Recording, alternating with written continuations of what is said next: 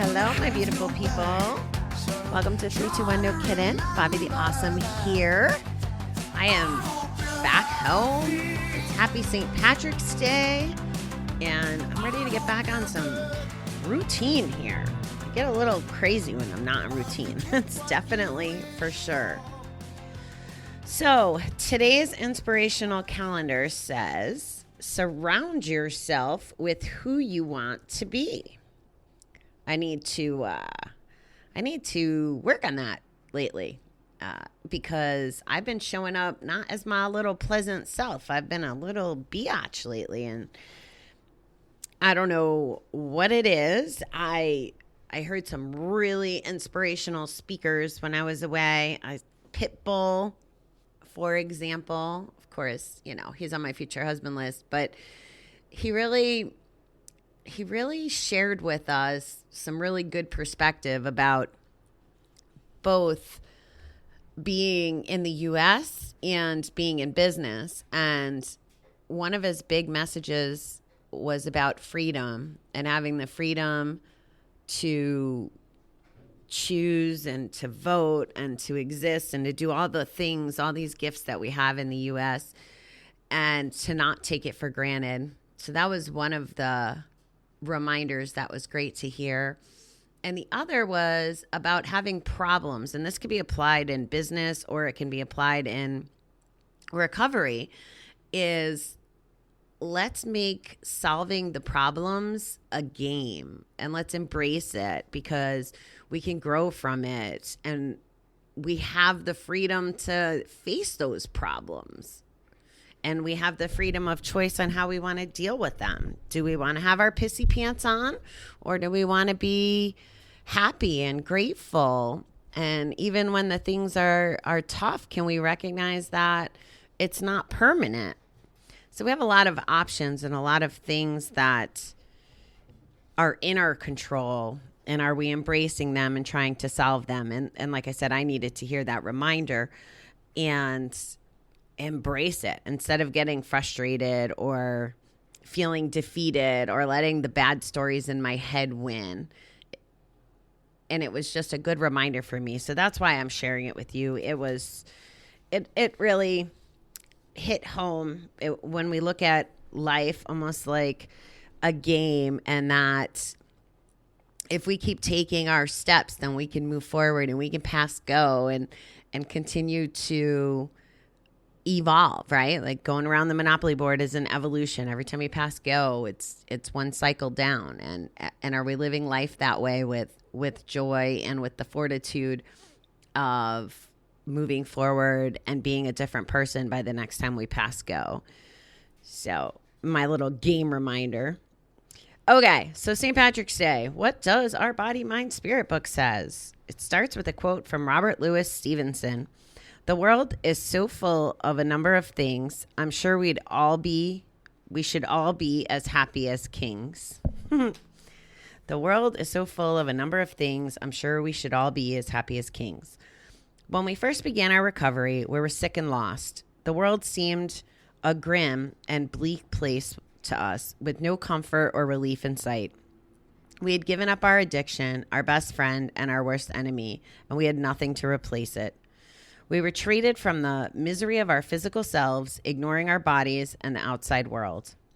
Gradually, in recovery, our vision has cleared and we can see the world around us again, not through the foggy eyes of compulsion and need, but as it really is, full of variety, majesty, and beauty.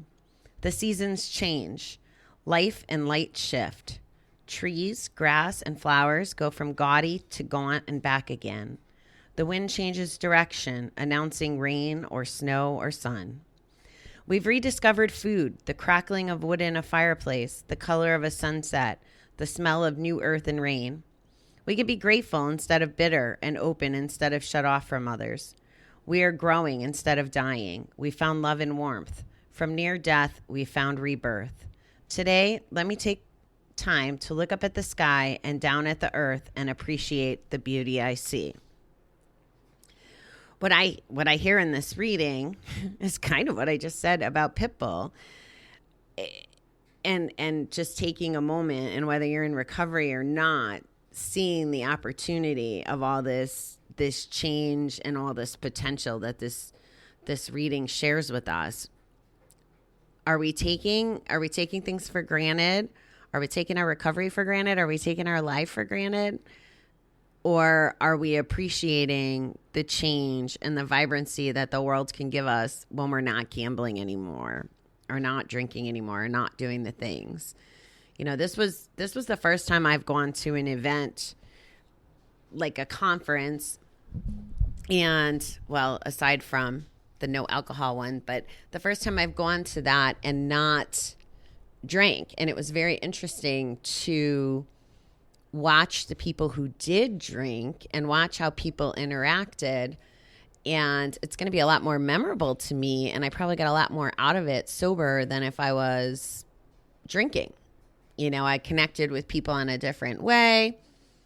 I heard things maybe differently, my perspective. So those were some of the choices I made, and some of the things I'm grateful for about this past conference. And we have that same choice in life, like to take the dark glasses off and see the light. It's no different than being inside a casino, right? When you're inside, it's dark, and I mean, there's the lights and the bells and whistles, but when you step outside and it's like, oh, the sun is shining, you know, the temperature's different. It's like reality. We get to have reality when we stop gambling. Now, you might step out of the casino and it be a gloomy day, but there's still fresh air to breathe. There's still, you know, the grass and the flowers around. There's still this whole world outside of the bed. And not only is it about not taking it for granted, it's about having appreciation for it, appreciating it, being present in it, enjoying it,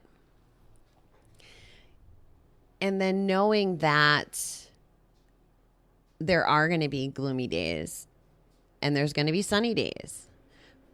But just because it's raining on the outside doesn't mean you can't be sunny on the inside. And it goes back to having the freedom of a choice from that. Now, it's hard to make that decision if you're still under the spell of active gambling or active, whatever the addiction is, overthinking, addicted to negative drama and craziness, whatever those things are. We have that choice, and it's really interesting to build the skill set, and it takes, good old practice.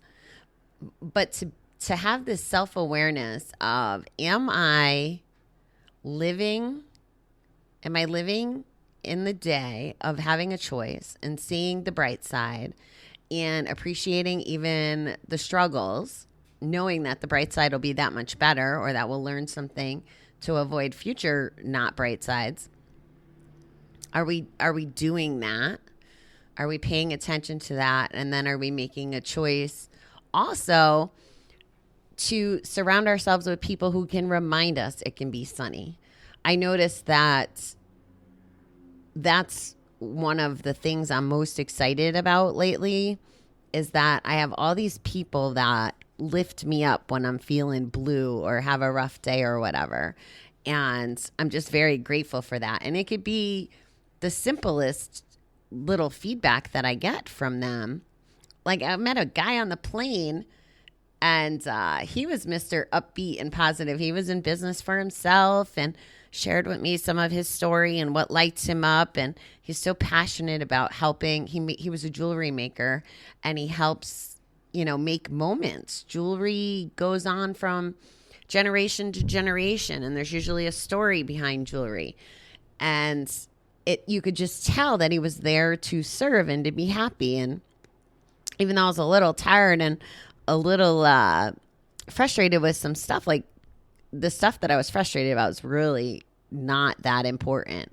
And to hear him talk and to listen, it was very inspiring.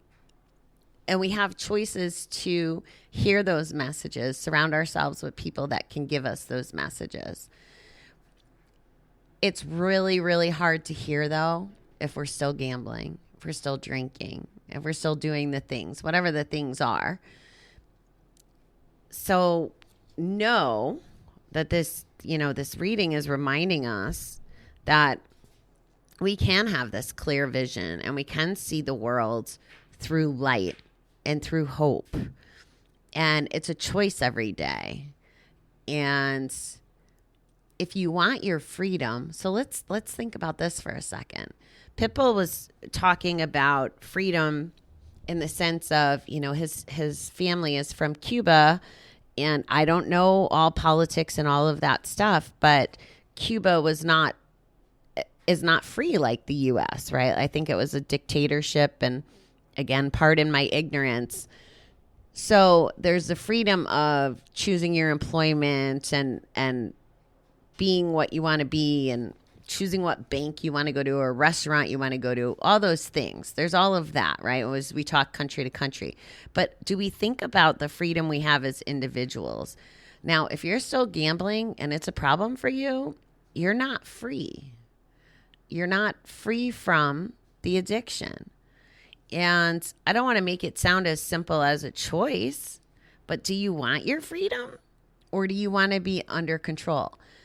We talked about at group last week, we talked about denial. And I think denial is a roadblock to freedom because we don't know what we don't know. And for people who have been in recovery a while, they can usually hear it when someone's in denial. And I haven't figured out the cure for that because everybody's journey is different. Because when you're in denial, you don't even know you're in denial, or at least not on a surface level. And we talked about how our denial could be subconscious sometimes. So because I don't know the antidote for that, my suggestion would be is you consider that. And that's probably the point of the 20 questions, right? If you can answer the 20 questions and you're saying yes, more than 7 times or 8 times or whatever the rules are, is gambling controlling your life? Are you doing it because you're happy? Are you doing it because you're sad? Are you doing it because there's arguments? Is it causing problems in your relationship? I mean, if you just use the 20 questions as a foundation, you might uncover the fact there's an issue. I mean, if you're tuning in, chances are you are not free from gambling, or someone is not free from gambling or addiction, whatever that looks like. So I would invite you to consider thinking about that, especially if it's you and you're in control of you, to think about what freedom you want. I stopped by my neighbor's last night on the way home, and we were talking, and she's like, you're always going. You're always running around. Like, she didn't realize I was gone for the last 11 days. Well, she noticed I wasn't around, but she didn't know where I went. I hadn't checked out with her before I left.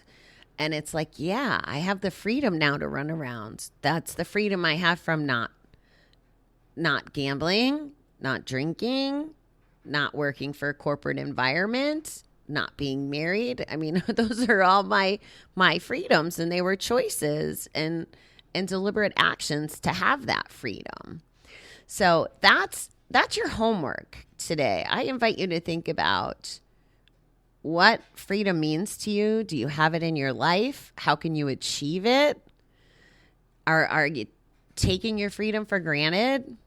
I know there's times I do, and I had to be reminded. And that's part of the point of going to upbeat conferences and events like that, when there's mentors or people who can remind us of the things that we may not be cognizant of every single day.